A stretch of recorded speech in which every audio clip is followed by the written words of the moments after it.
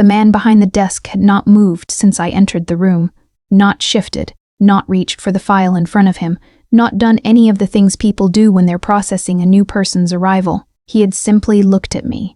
From the moment the door opened, through the walk across a floor of pale stone that amplified every step I took, to the moment I sat down in the chair his assistant had indicated, he was still looking. Dante Salvatore, 42, ran a financial consulting group that fronted for one of the most sophisticated organized crime operations in northern Italy. The task force file had been thorough, his holdings, his contacts, the structure of the organization, the specific gap in their prosecution case that required an embedded asset with Italian fluency and a credible professional cover. That was me.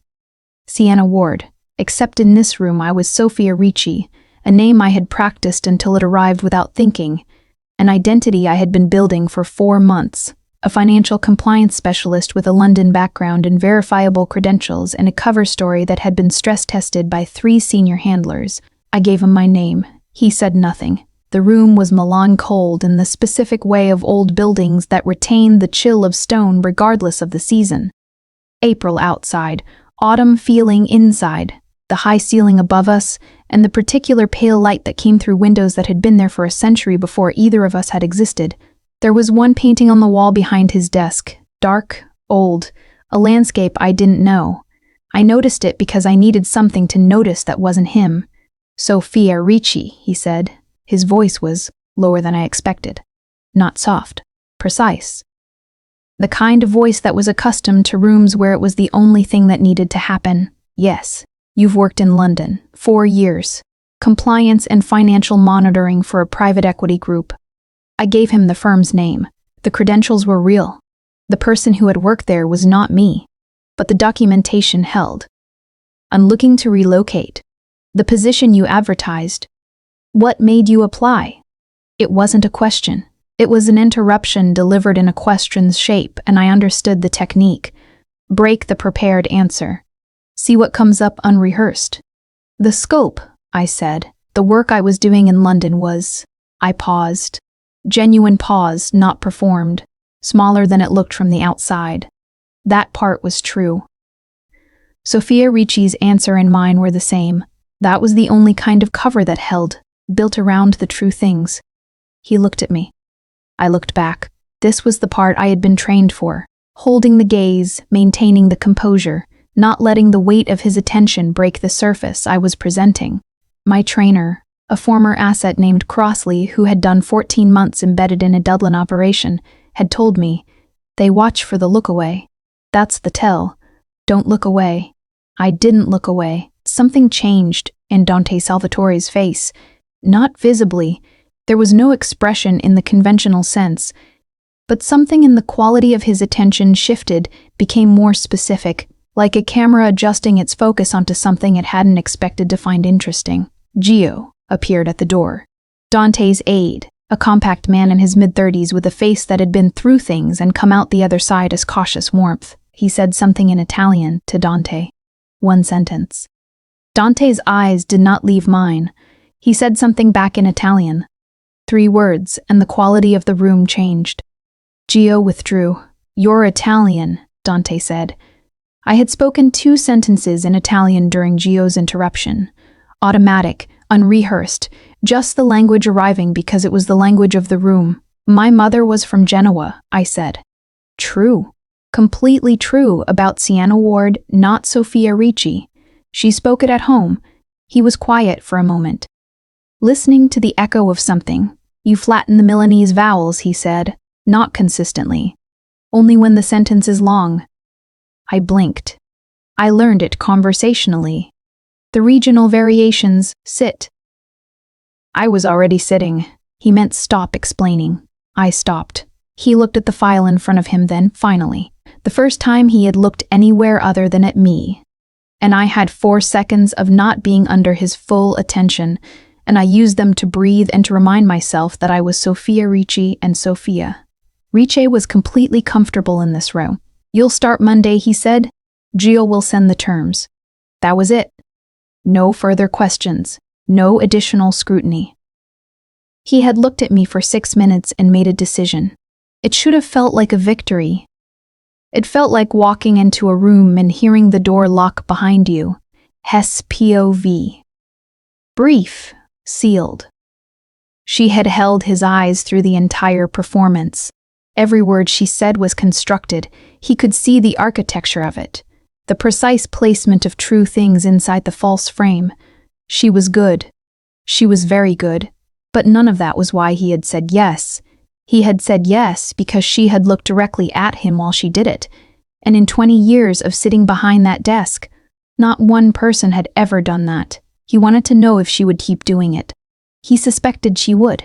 He suspected she would do it right up until the moment she understood what it cost her. He had already looked forward to that moment.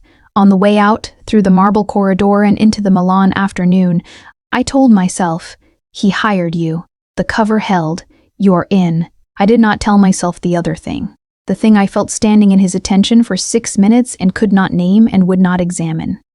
I walked back toward the city. The door had closed behind me. I hadn't heard it lock yet. The Salvatore Group occupied the top 2 floors of a 19th century building on Via Monte Napoleone. The kind of address that announced, without announcing, exactly what category of money was involved. I arrived Monday at 8:45, 15 minutes early, which Sofia Ricci would do because she was conscientious and slightly nervous about first impressions, and which I did because I needed the extra minutes to walk the floor plan I'd memorized and confirm it against the reality. The office was different from the surveillance photographs.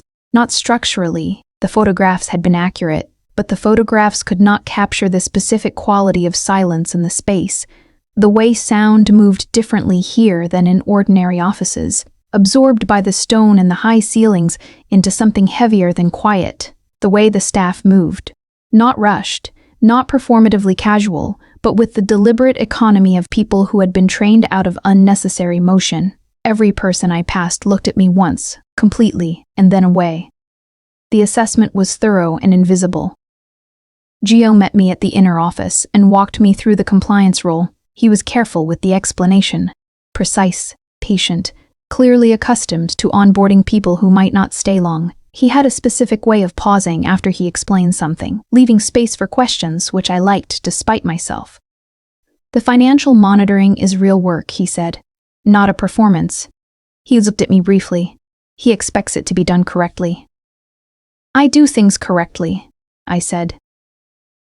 Gio looked at me with that cautious warmth face and said, yes, I can tell. Neutral, not unfriendly. I filed it. I did not see Dante until Wednesday. He came through the main office at 11 in the morning without announcement. No changed posture from the staff, no visible signal, but the room adjusted. Subtly and collectively, the way a current changes direction. He walked through it to his private office without looking at anyone. He looked at me. 1 moment. Assessment. Then the door closed. I looked back at my screen and realized my fingers had stopped moving on the keyboard. Bruno appeared at my desk at noon, which was the first indication I had that the comedy of this particular world had a face and a name. 61. Neapolitan. With a face that had been handsome once in a specific Mediterranean way and was now comprehensively lived in, and an expression of a man who had recently experienced something moderately catastrophic and needed to tell someone. You're the new compliance specialist, he said. Yes. Bruno. I run the household staff. He sat down in the chair beside my desk without being invited to. Do you know anything about matchmaking services? I looked at him. Not professionally. I paid €600 to a service called Cuore Vero. He said the name with the specific tone of a man reciting an invoice for damages. True Heart. They promised. 4 compatible matches per quarter. I have had 7. 7 dates. Last week's was a woman who collected antique doorknobs. He paused. I respect hobbies. I have no quarrel with doorknobs. But she brought 3 of them to dinner. I pressed my lips together.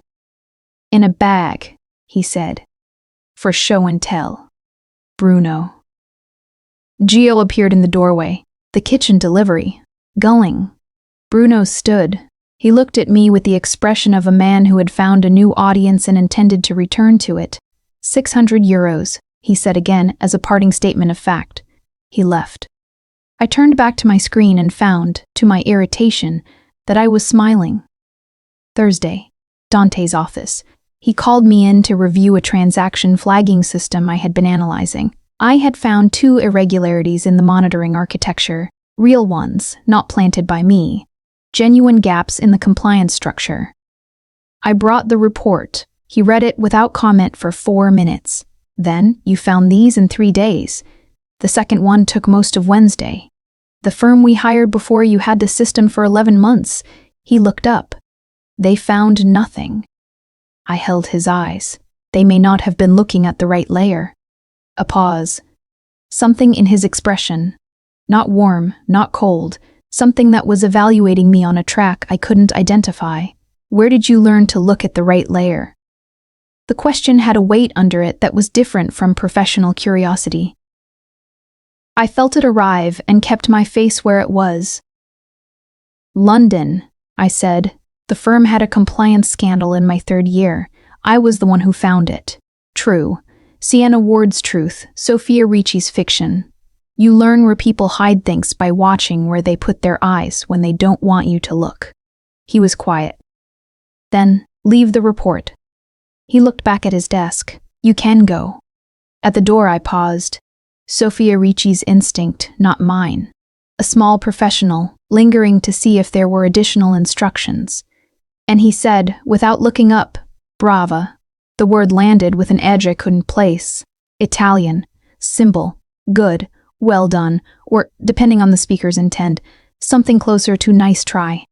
I went back to my desk and spent the rest of Thursday trying to decide which one he had meant. Friday at 5, I walked out into the April cold of Via Monte Napoleone and called Vera. I'm in, I said. Access is confirmed. Good. Vera's voice had the efficiency of someone ticking a box. Timeline? I need more time inside the financial architecture. The compliance role is real. It'll give me legitimate access to the transaction layer. Give me 6 weeks. You have 4, Vera said. She disconnected. I stood on the street with the call over and Milan moving around me and thought about the way Dante had said Brava with that particular edge and the way the room reorganized itself when he walked into it and the specific quality of his attention when it was on you and not on anything else. He was watching me. I knew that. What I didn't know, what I could not have known, was what he had already seen. The financial architecture of the Salvatore Group was, technically, beautiful. I say that as a professional statement, not a moral one. The structure was genuinely elegant. Layers of legitimate holdings interlocking with pass-through entities. Compliance documentation that was thorough enough to satisfy a cursory regulatory review and exactly thin enough to allow movement beneath it. Whoever had designed it understood both how regulatory systems worked and how they failed, and had built something that lived precisely in the gap between the two. I spent my 2nd week mapping it, not extracting. I was nowhere near ready to extract, and extraction required specific coordinates that I hadn't located yet. I was still learning the geography, tracing the outer walls of the thing before trying to find the doors. Gio found me in the archive room on Tuesday evening, an hour after the rest of the staff had left, with 3 years of transaction records organized in a schema I had built on paper because I didn't trust the building's digital footprint. He stood in the doorway for a moment. You're not supposed to be here this late, he said. Not accusatory, nodding. I lose track of time when I'm working through a structure. He came in, looked at the papers on the table, not reading them, just seeing their organization. What do you do with it when you find it? He said. The thing that's wrong in a structure. I looked at him. I report it? To whom? A pause. Whoever I'm working for. He nodded slowly. He had a way of receiving information that suggested he was filing it somewhere important. I lost my sister, he said, not abruptly. It arrived as part of the conversation's logic, though I couldn't have traced the path. 4 years ago, she was in the wrong place, the wrong organization's wrong night. He straightened a corner of the papers on the table, aligning it. I work for Dante because I believe in what he's trying to be, not what he is, what he is working to become. He looked at me. That distinction matters. I didn't know what to say to that. Sophia Ricci would have nodded professionally. Sienna Ward was thinking about her father. I understand distinctions, I said finally. Gio looked at me for another moment. Yes, he said, I think you do. He moved toward the door. Go home. The archives will be here tomorrow. Dante was in the corridor. He was standing outside the archive room when Gio left, and he had, I understood immediately, been there for some portion of that conversation. He didn't acknowledge it. He looked at me with the dark, unhurried eyes and said, Gio is the most honest person in this building. I got that impression. What he said about his sister is true. A pause. He doesn't say it to many people. I looked at him directly. Why are you telling me? He considered the question, because you should know who you're dealing with, before you decide who they are. He said it simply, like something that didn't require defense. He moved down the corridor without waiting for my response. I stood in the doorway of the archive room and thought about that sentence for a longer time than I should have. My skill, the specific one that had gotten me this assignment, was financial forensics. I had a particular facility with transaction architecture. The ability to trace money through complex structures the way other people trace a sentence to its source clause. I could find the originating account inside a 50-entity pass-through chain. I had done it 4 times in 3 years for the task force, and each time the architecture had been sophisticated, and each time I had found the bottom of it. The Salvatore Group's architecture was the most sophisticated I had encountered. I was also, by my second week, beginning to understand that it was the architecture of a man who had inherited something and was systematically trying to restructure it. The oldest layers of the financial system were built for concealment and extraction. The newer layers, the ones added in the last 4 years, were built for legitimization. Not fully, not cleanly, but directionally. Dante was trying to move the organization towards something it was not yet. I filed that information and did not examine what I felt about it. On Thursday, Vera called with something that changed the temperature of everything. Landra wants the extraction accelerated, she said. He thinks you have enough for a preliminary warrant application. I don't. He disagrees. Tell him to look at the transaction architecture himself if he disagrees. I heard myself say it and registered that it came out sharper than Sophia Ricci would have allowed. I need the originating accounts for the Zurich transfers. Without those, the warrant application fails at the first judicial review. A pause. He's noting your resistance. He can note whatever he wants. I'm not filing incomplete evidence. Vera disconnected. I sat in my apartment, the task force safe house on Via Tortona, furnished with the specific impersonality of a place no one was meant to live in for long, and thought about what accelerated meant and why Landra was pushing the timeline. And then I thought about what my father had said. 3 weeks before he burned, the last time I had spoken to him about his work. They push when they need you gone, Sienna, not when they have what they need. I had been 11. I had not understood it then. I was beginning to understand it now. Outside in Milan, the evening was warm for April. Someone in the building above me was cooking something that smelled of garlic in good stock, and the smell came down through the ceiling in a way that made the impersonal apartment feel, briefly, like a place someone had chosen. Something was already moving against me. I just didn't know yet which direction it was coming from. The discovery happened because of a locked door. The Salvatore building had a sublevel, a basement archive that appeared on the fire safety plan but not on the standard floor plan given to staff. I had noticed the discrepancy in my first week and filed it. By my 3rd week, I had located the access point, a door in the building's north corridor, behind a panel that required both a keycard and a manual code. I did not have either. I was looking at the panel on a Tuesday evening. Legitimately, I had been following a document trail that terminated physically in that archive, and I had documentation authorizing my access to the financial records it presumably contained. When Dante appeared behind me, I heard him before I turned. The particular quality of the silence that arrived with him, not his footsteps, which were inaudible, but the air pressure changing, the corridor becoming aware of him. I turned. He was close. Closer than the hallway's width required. He was holding a keycard. You need the sublevel, he said. The transaction trail ends at a series of physical records down there. I'd traced it, I know. He reached past me to the panel. His arm passed close to mine, and the sleeve of his jacket was pushed back on the right forearm, and I saw the scar, 3 inches, horizontal, across the inside of his wrist. Old, healed white against his skin, the kind of scar that had been deep enough to leave a topography. He pressed the code. The door opened. I went inside first. He followed. The sublevel archive was cooler than the building above. Stone walls, a humidity-controlled smell, metal shelving carrying physical records organized by year and account category, the specific gravity of a place that held important things. I was at the shelving unit that corresponded to the document trail, reaching for the relevant year, when I registered that he hadn't turned the light on. I turned. He was at the door, his hand still on the frame. In the dim light from the corridor, his face had a different quality. Less managed. Or perhaps managed differently.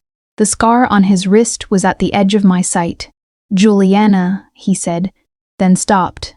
I waited. "My wife." 2 words. A sentence. "She died 6 years ago." He looked at the scar. It's not what it looks like. A car accident. Before." He stopped again, put his hand in his pocket. The scar disappeared. "The records you need are in the 3rd section, 119 through 2021. He left. I stood alone in the sublevel archive for 60 seconds, holding a folder I'd taken from the shelf without remembering taking it, and thought about the specific way he had said before.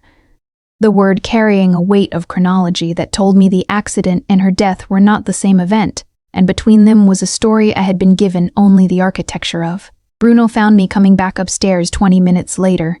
He was in the corridor with his phone held up like a man reviewing evidence. "She sent me a photograph," he said without preamble. "Who?" "Quarry Vero candidate number 8. He turned the phone toward me. A photograph of a woman holding something I couldn't immediately identify. "What is that?" I looked at the phone. "Is that a taxidermied cat?" "It is." He put the phone away with the gravity of a man closing a casket. "A Persian, named Osvaldo." He paused. "She wanted me to know before we met, for full transparency." He looked at the ceiling. €600, plus the membership renewal they sent me this morning for an additional 400. He looked at me. "Is it the price? Is that the thing that makes Coro Vero generate this result? Because I could join a different service for half the price and get different people with taxidermied animals." "Bruno." Gio appeared from the end of the corridor with the expression of a man who had been overhearing Bruno for many years. "The kitchen delivery." "It is not the kitchen delivery horde." Bruno checked his watch.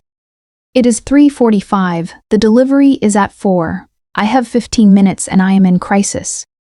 "You are always in crisis," Gio said with genuine warmth. Bruno pointed at me. "I will find you tomorrow. We will discuss this further." He moved down the corridor with the dignified pace of a man in legitimate distress. I looked at Gio. "He's been with Dante for 22 years, Gio said. "He's been trying to find a wife for 15 of them." He looked after Bruno with something that was purely fond. "One day, he needs to cancel Quarry Vero," I said. "He won't. He's paid through December." Gio smiled, the first full smile I had seen from him. "He has hope. It's terrible and persistent." In Dante's office later, I presented the sublevel records I had reviewed. He listened to my analysis without interrupting. When I finished, he said, "What does your report recommend?" "The 2019 transfers need restructuring or they create exposure in the Zurich audit trail." I held his eyes. "I can build a compliance architecture that corrects the documentation." He studied me. "Why would you do that?" "Because it's my job." Pause. "And because sloppy structures are a problem for everyone in the organization, including compliance." A longer pause. "Do it," he said. His POV. Brief, sealed. She had looked at his scar and not asked about it. Every person who saw it asked. It was reflexive. Curiosity, pity, something else. She had looked at it and then looked away and not returned to it, and he had no strategy for the specific relief of that. He had told her about Juliana without meaning to. 2 sentences, the bare minimum, the words arriving before he had decided to say them.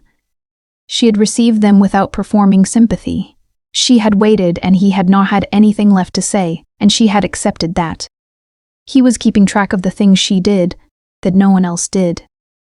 The list was getting longer. After I left his office, I sat in the bathroom on the first floor for 3 minutes and told myself, very clearly and specifically, that Dante Salvatore was a target and I was an asset, and everything I was feeling was the occupational hazard of extended embedded operation.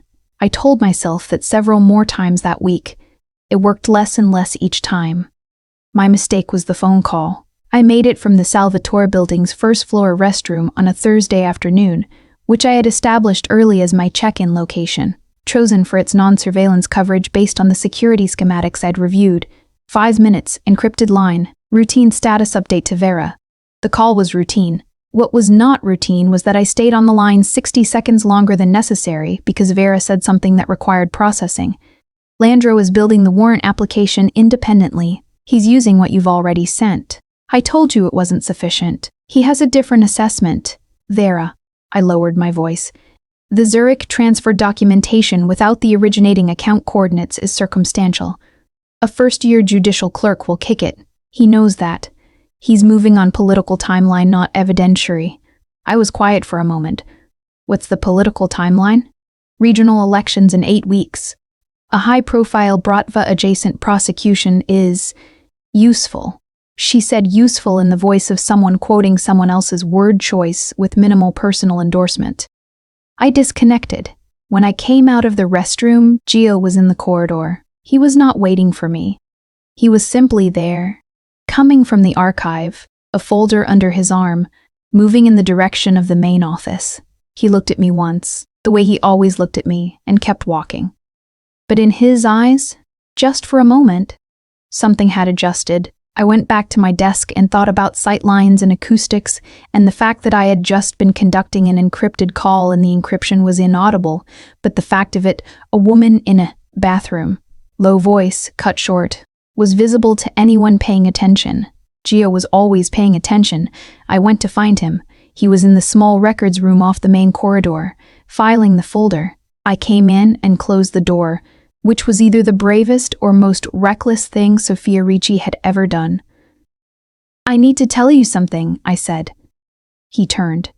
His face was very still, the compliance analysis I've been building. I looked at him directly. It's real. The work is real. But my reason for being here is... I stopped. It's more complicated than I told you. He was quiet. I think you may have already understood that.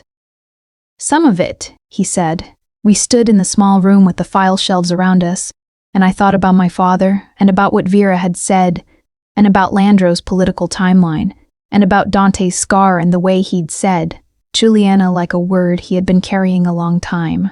The organization, I said, is it what it was 4 years ago? Gio looked at me for a long time. No, he said. 4 years ago, Dante made a decision. He had inherited something. He decided to change its direction. He paused. It's slow. These things are slow. And there are people who don't want it to change. He held my eyes. People inside this building, and outside it. Landro, I said. The name arrived before I decided to say it. Something moved in Gio's face. How do you know that name? I work for him. Past tense. In the way I said it, though I hadn't technically resigned anything. Until I don't. The silence that followed was the kind that contained a decision being made. By both of us. Dante knows what you are, Gio said. Very quiet. I want you to understand that. Not the details. Maybe not all the details, but the shape of it. He looked at the file in his hands. He has known since the first week. I stood very still, and he didn't. No.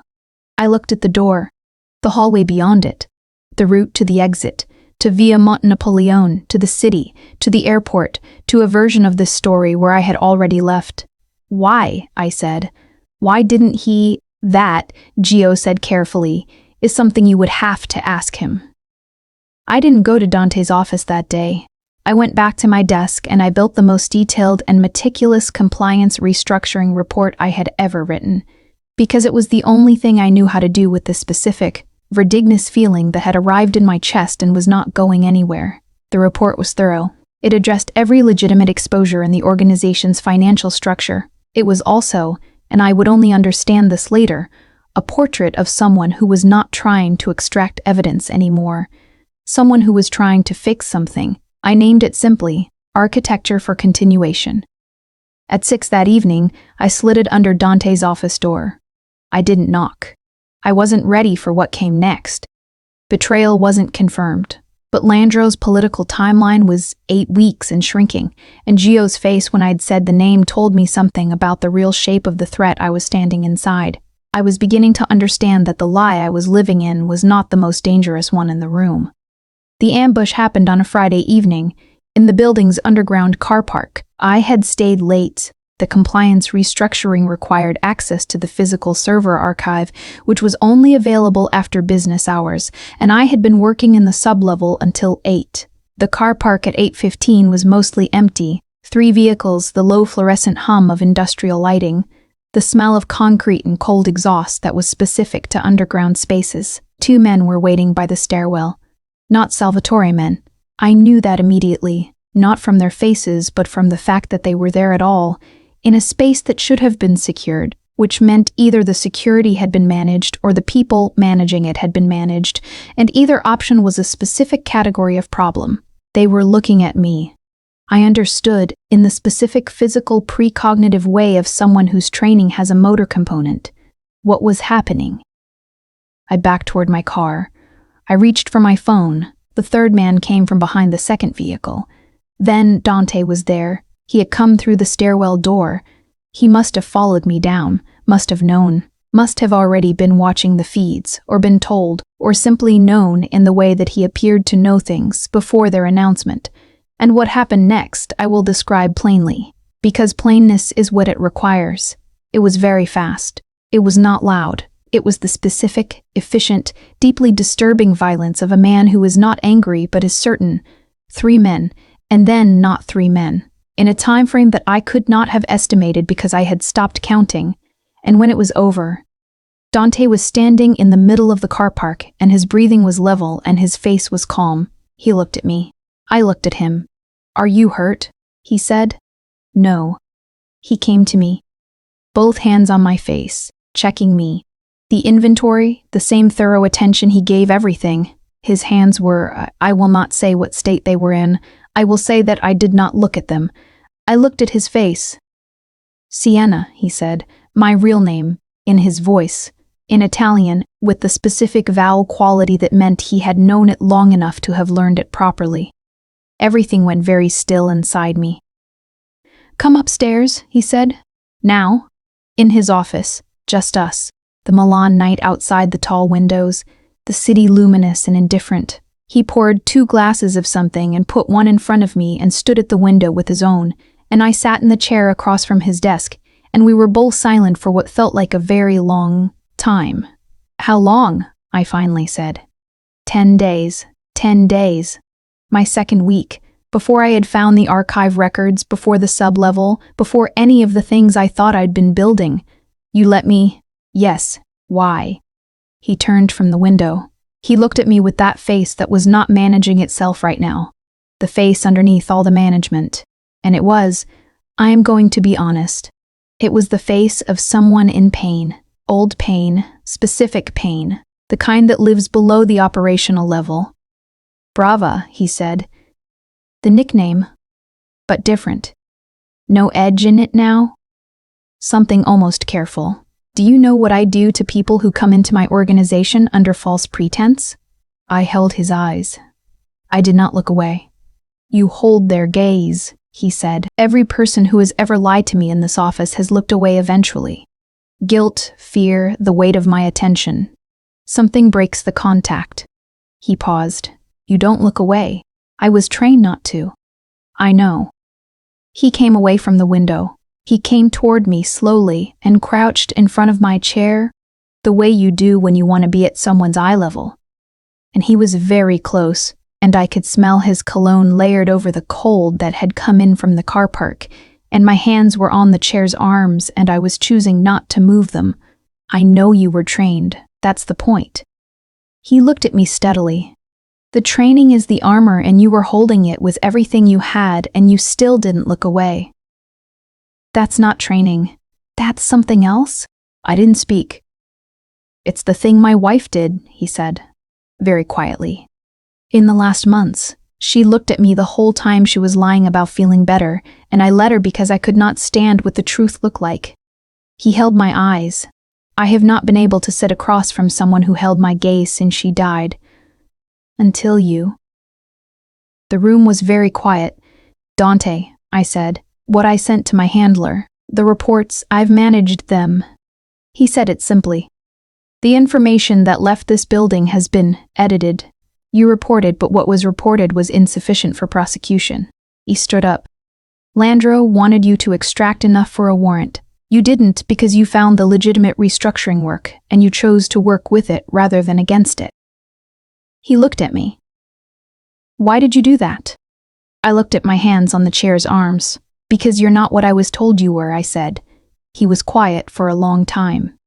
Then, the men in the car park were Landro's. He is removing the asset because the asset has become unreliable. He moved to the window again. War has arrived. The last sentence landed like a door closing. I knew what it meant. I knew which side I was on when it arrived. Gio was in the hospital by Saturday morning. Landro had moved efficiently, not through violence directly, but through its administrative infrastructure, a complaint filed through the Judicial Liaison Office, an asset declared compromised, a collateral operation against Salvatore's Eastern contacts that had been building for 3 months and which Landro had apparently decided to accelerate as a display of intent. Gio had been on his way to meet one of those contacts. The car had been run off a road in the Brianza Hills north of Milan. He was alive. This was the first thing Dante said when he came to find me at 6 in the morning. He had called my real phone. He's alive. Then a pause. The contact is not. I dressed and went to the building. The main office at 7 in the morning with the Milan light gray through the high windows and 6 of Dante's people moving through it with the quiet efficiency of a mobilized organization. Phones, maps, the specific murmur of Italian and rapid low exchange felt different from the office I had been working in for 3 weeks. The same space, a different temperature. Dante was at the center of it, which was where he always was, except that today the center was operational rather than administrative. He looked at me when I came in. You should have stayed at the safe house. I don't want to be at the safe house. He looked at me for a moment. Something crossed his face that was a decision being made and then made again. Then stay close, he said. Don't go anywhere alone. Bruno was there. I had not expected Bruno, but he was at the kitchen end of the main office, making coffee with the focused energy of a man converting anxiety into hot beverages. And when he saw me, he looked briefly like he was going to say something and then visibly decided this was not the moment. He brought me coffee instead, set it in front of me without comment, put his hand briefly on my shoulder. 1 second, then gone. I thought about leaving. I want to be precise about this. The thought arrived cleanly, with full information. I knew what leaving looked like. My phone had 2 numbers, Vera's, which was compromised by Landro's operation, and a task force emergency line that would get me to a safe extraction point within 4 hours. I had my laptop. I had my documentation. I had, technically, everything I needed to leave this building and the city and the situation and return to the version of my life that existed before Viamonte Napoleon. The version where my father's lesson meant, the institution fails you, but at least you're outside when it does. I held the coffee cup and thought about that version. Then I thought about Gio saying, I believe in what he is trying to become. About Dante in the sub-level archive, saying Juliana like a word he had been carrying. About the report I had written, Architecture for Continuation, and the way I had named it without thinking about the name. I thought about the fact that Landro had sent men to the car park, not to arrest me, to remove me. The institution had failed me the same way it had failed my father. I was already outside. The question was which direction I was standing in. I set the coffee cup down and went to find Dante. He was in the corridor outside the archive, on the phone, and he ended the call when he saw my face. I'm staying, I said. He looked at me. You understand what that means. I understand what it means. Landro will treat you as an operative who has turned. You lose the institutional protection. I understand. I held his eyes. I know what I'm choosing. Something in his face, the most unguarded moment I had seen from him, moved through it quickly and was sealed. Sienna. Don't manage me, I said. I'm not. Don't. He was quiet. Then, all right. Not yes, not welcome. All right. The word of a man accepting a thing he had decided not to fight. What do you need from me? I said. He looked at me for a long time, a long, specific time, the inventory more thorough than usual, and when he was finished he said, the Zurich transfer documentation, the originating accounts. I have them, I said. I found them 2 weeks ago. Silence. I didn't extract them, I said. I found them, and I held them, because I didn't know yet what to do with them. I paused. Now I know what to do with them. Who do they trace to? Landro, I said. 3 financial instruments, 18 months of transfers, routed through a shell structure that mirrors yours closely enough to suggest someone taught him the architecture. I held his eyes. He wasn't investigating you. He was using you as a model. The particular quality of Dante's stillness in that moment was different from all the other stillnesses. This one had something at the bottom of it that I had not seen before. Not rage, but its cold, older sibling, the thing that existed after you had decided you were done with being careful. We'll finish this tonight, he said. The identity I had arrived as Sophia Ricci, the compliance professional, the careful, smiling, planted asset, was gone. I had put her down in the corridor outside the kitchen while Bruno made coffee and put his hand on my shoulder for 1 second.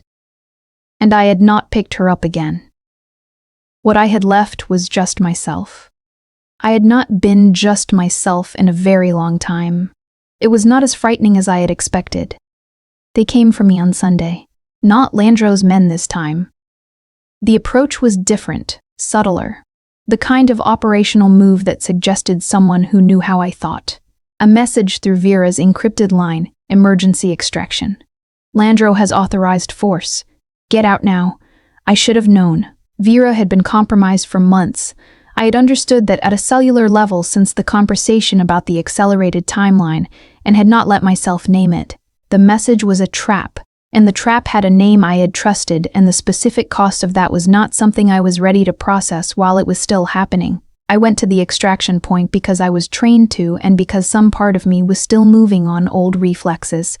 The building on Via Vigevano was an auxiliary task force property, legitimately, on paper, still holding its institutional designation even though what it actually was, I understood when I arrived, was a place for completing transactions that the official record did not need to contain. Landro was there. He was not what I expected either.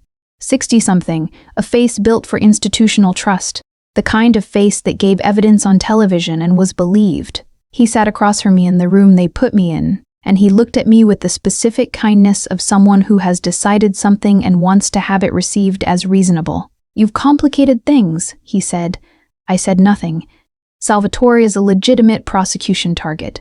The evidence I've gathered, implicates you, I said.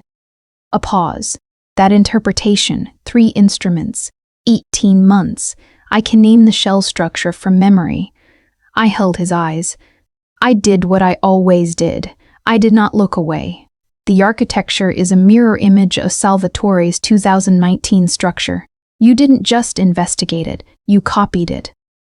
He looked at me with something that was not quite surprise. Your father, he said, was a very talented man, wasted potential. He had a similar problem, he could see too much. He was burned by his own handlers. He became a liability. The word landed with no inflection, the same way you have. I looked around the room. 1 door, 2 windows with a drop that was workable but would leave evidence.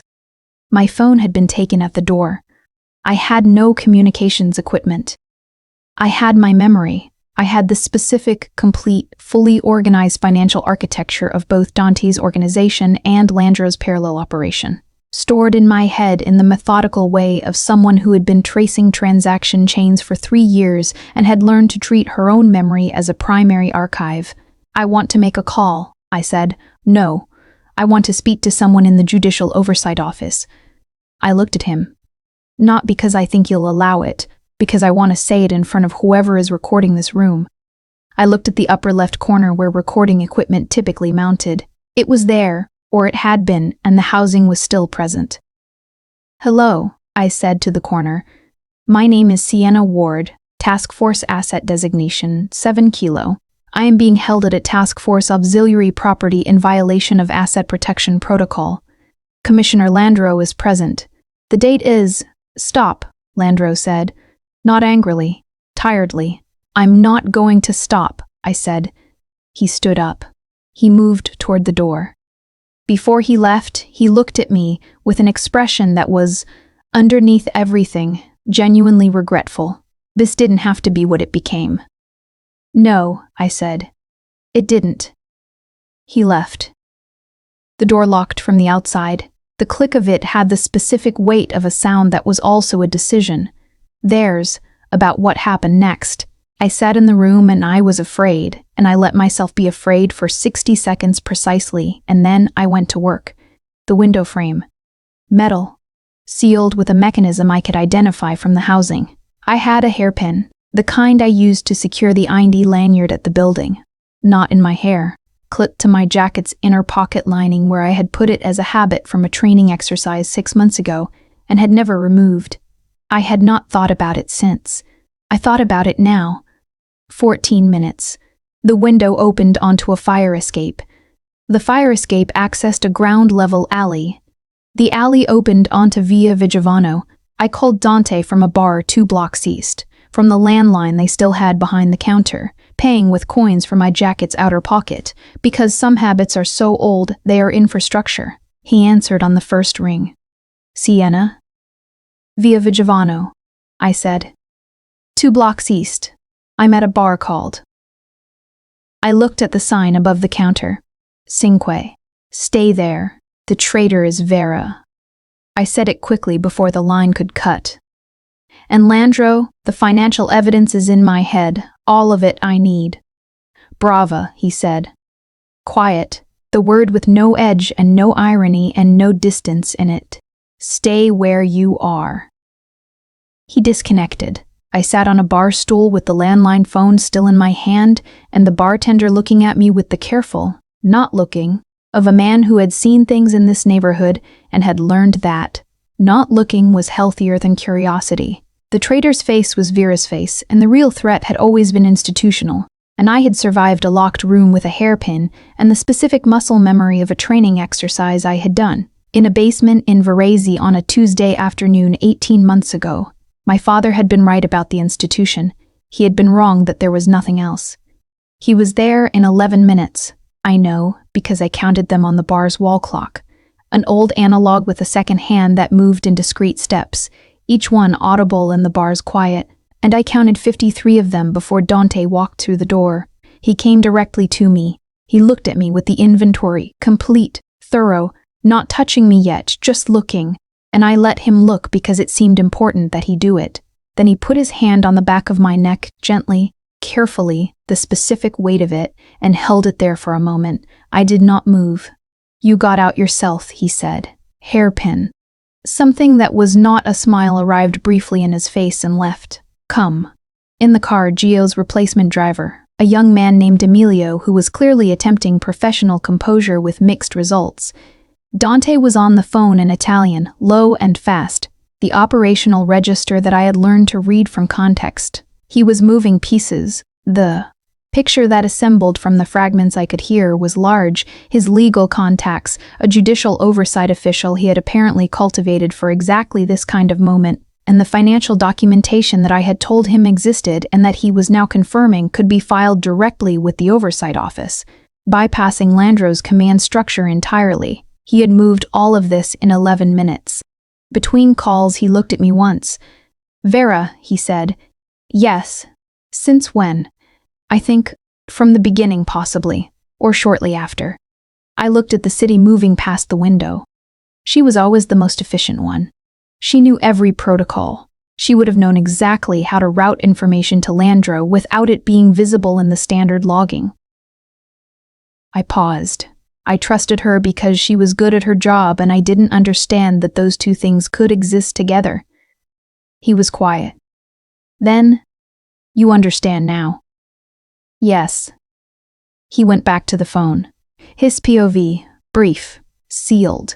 She had gotten out of a locked room with a hairpin and called him from a bar and given him the evidentiary architecture of a case that would end Landro's operation in the first sentence.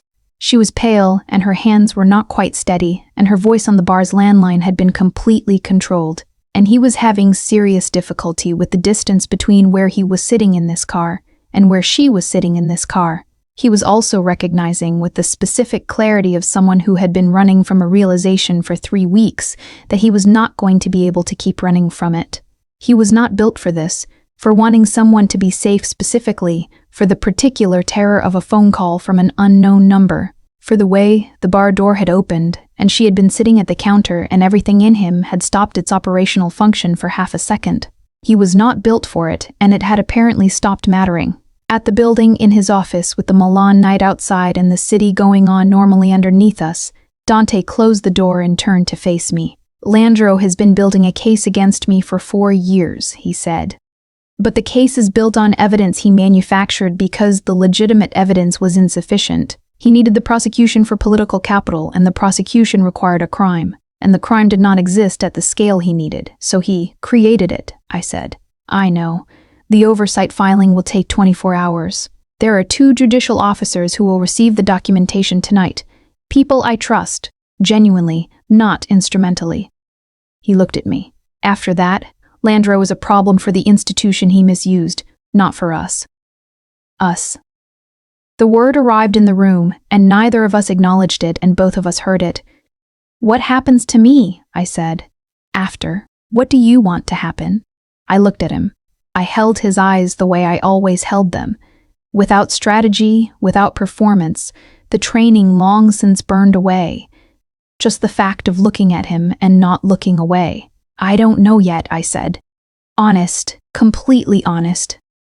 I've been building other people's identities for 3 years, and I'm not sure what mine looks like without one. He crossed the room. He stopped in front of me.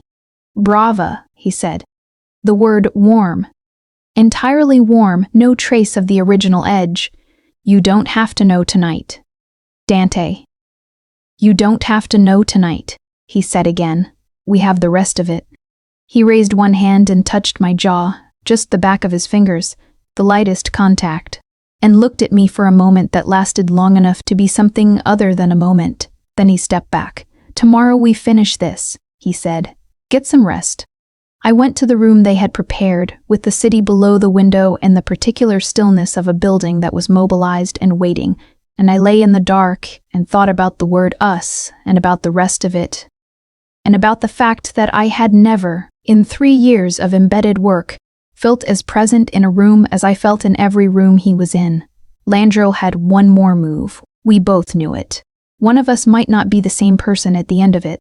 The last move came at 4 in the morning. Not physical. Landro was not, finally, a man who operated physically. His last move was institutional, an emergency detainment authorization filed through a parallel judicial channel, targeting Dante and naming me as a co-conspirator. Time to land before the oversight office opened at 8. He was going to use the system's own machinery as the final weapon. Dante had anticipated this. The preparation had been the 24 hours between my extraction from Via Vigevano and 4 in the morning. In that time, Dante had done 2 things simultaneously: filed the evidentiary documentation with the judicial oversight officers through private channels, and placed the complete financial architecture of Landro's operation, the originating accounts, the 18 months of transfers, the shell structure, with a second recipient that Landro would not have considered, an investigative journalist at a major European financial publication who had been building a story about institutional corruption in northern Italian law enforcement for 2 years and needed exactly the kind of documented, sourced, complete financial evidence that I had been compiling for 3 weeks. "You're going to the press," I said, when he told me. The press received documentation, he said, sourced through legal channels. The oversight office received the formal filing. He looked at me. Landro built his operation by controlling the institutions. You remove that control by removing the exclusivity. I looked at him. That's going to make you visible. Yes. He said it steadily. The organization becomes visible. The restructuring becomes public. That is a cost. He held my eyes. I have been trying to move this organization toward legitimacy for 4 years. Making that movement public is the acceleration I have been avoiding. A pause. I'm done avoiding it. He was going to expose himself, not to prosecution. The oversight filing would forestall that, but to scrutiny. The work of rebuilding, made public, made accountable. It was the most costly version of winning. At 5 a.m, Landro's detainment authorization arrived and was immediately countered by the oversight officer's injunction. The journalist's story went to press at 6. At 8, Landro was the subject of a formal investigative proceeding. I know these things because Dante told them to me in sequence. In the kitchen, over coffee that Bruno had made at 7 without being asked. And Bruno had sat with us, not saying anything, just present, his large hands around his cup. And at some point, Gio appeared in the doorway on a cane, released from the hospital against doctor's recommendation, with a face that was pale and determined and entirely himself. He looked at Dante. It's done? It's done, Dante said. Gio sat down. Bruno made more coffee. The room held a specific, costly, irreplaceable quiet of people who had survived something together and were in the first minutes of understanding what after meant. I looked at Dante across the kitchen table. He was not the same man he had been in the first week, or rather he was, but the surface that managed him was thinner now, worn down to something more directly himself. The exhaustion was visible. The cost was visible. The specific, unmistakable quality of a man who had made the choice he had been building toward for 4 years and was sitting in the first morning of it. He looked back at me. The restructuring will take 2 more years, he said. Minimum, the organization becomes fully legitimate or it doesn't continue. He paused. I have been saying that for 4 years. I am done saying it quietly. Bruno, without looking up from his coffee, the journalist misspelled my name in the quote. We all looked at him. The household staff quote, he said. I gave a statement. She spelled it, Bruno. He looked at his cup. 2 N's. I have 1 N. This is the kind of error that Bruno, Gio said. I'm allowed to have a complaint. It is over. We are allowed complaints. He looked up. Also, Corvero has issued a refund. Full refund, which means they have admitted the 7 women were substandard. He held up his phone. Substandard, their word. Something happened in Dante's face that was, completely and finally, a smile. I had not seen it before. The faux version, not the architecture of one, not the almost version. The full, specific, unmanaged expression of a man who found something genuinely and involuntarily funny. Bruno noticing, I'm choosing not to be offended that this is what it takes. It is over, I thought. Not clean. Not erased. Over. The city outside the kitchen windows was doing its ordinary morning, indifferent to all of it. Dante's smile was still there, fading slowly into something warmer and quieter, and he was looking at Bruno with something that was purely fond. And this was the man. This specific man, in this specific kitchen. That I had chosen when I had chosen to stay. The cost was real. The win was real. They were both true at the same time. The months that followed were not simple. Landro's proceeding moved through the judicial system with the specific grinding patience of institutional processes, not quickly, but visibly, with enough public documentation that the political mechanism he had built his career on was unable to protect him. The journalist's story was followed by 3 additional stories. The oversight investigation expanded. By November, Landro had resigned. Vera received a formal disciplinary action. She did not contest it. I did not see her again. The task force dissolved my employment in August, not formally, through the proper channel, which would have required acknowledging what the channel had been used for. It simply stopped. No termination letter, no exit interview. My access credentials expired and were not renewed. I understood this to be, in the institutional language I had spoken for 3 years, a version of apology that was as far as the institution could go. I stayed in Milan. This is the fact that I am still most honest with myself about when I look at it. I stayed because Dante asked me to, and because I wanted to. And both things were true, and neither one was the reason I should have given from the outside. But I had learned, over the course of a spring and summer and the beginning of a fall, that the reasons you should give from the outside and the true ones are often different structures. And I had spent enough time tracing the difference between the two to know which one to trust. I found legitimate work, financial forensics, consulting for 3 European compliance firms that wanted someone who could read complex transaction architecture. The work was mine, not a cover, not a role. The Salvatore Group's restructuring continued. 2 years, Dante had said. He meant it. The organization's movement toward legitimacy was not a performance. It was slow, costly, argued over, fought for in the specific, unglamorous way of institutional change that does not have an announcement ceremony because the work is still ongoing. Gio recovered. The cane lasted 6 weeks. The slight change in his gait lasted longer. His sister called from Palermo in September and they spoke for 2 hours, and he told me afterward that they'd agreed to meet for Christmas. He said it the way he said most things, plainly, with the economy of someone who had learned the weight of words. But there was something underneath it that I recognized because I had seen it in Dante's kitchen and in Bruno's coffee cup and in my own reflection in the first week of understanding that I was not going to leave. Bruno met a woman named Claudia at a completely normal cafe, with no matchmaking service involved whatsoever, by accidentally sitting at her table because he was not wearing his reading glasses and could not see the riservato sign. She was a secondary school librarian from Bergamo who liked opera and had opinions about risotto that Bruno described to me in 20-minute installments over the course of 3 weeks.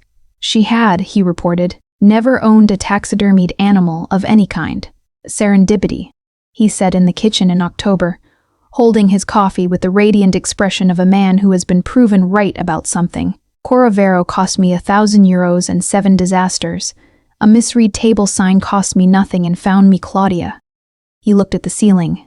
The universe has a sense of humor. It does, I said. He looked at me. His face did something that was, underneath the comedy, simply kind. Good things can come from very strange doors, he said. You know this. I did know it. In November, on a Tuesday evening, Dante came to my apartment. He had been there before. The Via Tortona apartment that I had found in May and signed a lease for with my own name, not a cover name, in the specific declarative act of a person choosing to exist as themselves in a place. He came sometimes for dinner. I had learned to cook one Ligurian dish from a recipe his housekeeper had written out by hand, which was both deeply personal and deeply impractical, and which I made because it was the kind of cooking that required full attention, and full attention was, I had discovered, something I was newly interested in giving to things. He sat at the kitchen table with the specific quality he had in rooms that were not his, present but not managing the space, letting it be someone else's geometry. He watched me cook. Sienna, he said. I looked up from the pot. He reached into his jacket's inner pocket and put something on the table. A key, old brass, the kind that belonged to a building with a century of accumulated gravity in its walls. The Via Monte Napoleone building, he said. Not the office, the residence above it. He held my eyes. I have been living there alone for 6 years, and I have been telling myself for 6 months that asking you is. He stopped. I don't have a clean way to say this. Then say it uncleanly, I said. He looked at the key on the table. Come home. 2 words. The weight of everything survived inside them. I looked at him across the kitchen table. The man who had said yes before he decided to, who had watched me lie and let me, who had said my real name in a car park in a voice that carried 6 years of a different kind of knowing. The man whose face finally, completely, showed itself to me. Brava, I said. He looked up. I used his word. The nickname, completely warm, turned back to him like a mirror. You said it uncleanly. Something arrived in his eyes that was entirely and without management joy. "Is that a yes?" he said. I picked up the key. It was cold from his pocket, heavier than it looked. 9 months later, on a Monday in August, I was in the middle of a compliance report for a Zurich investment group when Dante came into the study. Not his study, mine, the second room on the Via Monte Napoleone building's residence floor, which I had cleaned in December with a drafting table and 3 filing systems and a particular lamp I had brought from the Via Tortona apartment because the light it made on document pages was exactly right. He had not altered the room. He had simply acknowledged it was the room and left it to be that. He came in, set a coffee on the corner of the drafting table. He made my coffee now, in the mornings, because he had taken 6 weeks to learn exactly how I took it, and had afterward treated that knowledge with the seriousness of a thing that mattered, and stood behind me, looking at the document I was working on. He was quiet for a moment. "The Zurich group," he said.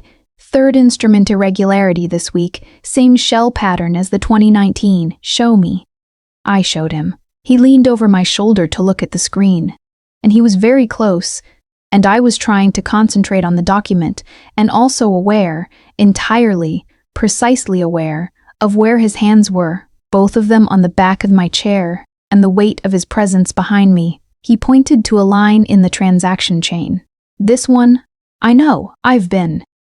It's the same entry structure as the Landro instruments." He straightened. "Not the architecture. The entry logic. Someone used the same template." I looked at the line. He was right. Old Landro people. Possible. He moved to the door. Then he stopped. I looked up.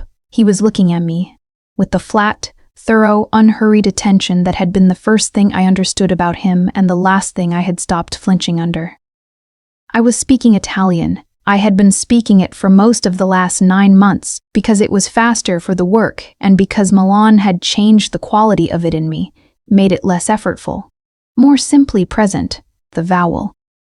The slightly flattened Milanese vowel in the long sentences. My mother's language, learned from love. He was listening to it. He had been listening to it since the first interview, and I knew that now, and I still caught him doing it sometimes. A specific attentiveness that arrived and then was consciously set aside, the same way he set aside anything he did not want to perform in front of me. "Brava," he said. The word arrived the way it always arrived now, warm, specific, private. The word that had started as the cold edge of nice try and had traveled across a spring and a summer and a fall and a winter and most of another summer into something that meant only and exactly us. "I'm working," I said. "I know." He came back to the table. He reached past me and closed the laptop, gently, completely, the document saved, and I turned in the chair to look at him. He was looking at me with something that had no name and did not need one. "You're doing it," he said. "What?" "Looking at me." He said it quietly. "The way you looked at me in the interview. Like you never calculated it. You just looked." He touched my jaw, the back of his fingers, the same gesture that had been the first deliberately tender thing he had done. 9 months of it and it still... He stopped. I waited. "It still costs me something," he said, "every time." This was the thing he had never been able to say, the thing underneath everything, underneath the surveillance and the lie and the long weeks of watching and the car park and Landro and Juliana's name said in a sub-level archive, the thing that was the specific, earned truth of the whole story. She had looked at him the way no one looked at him.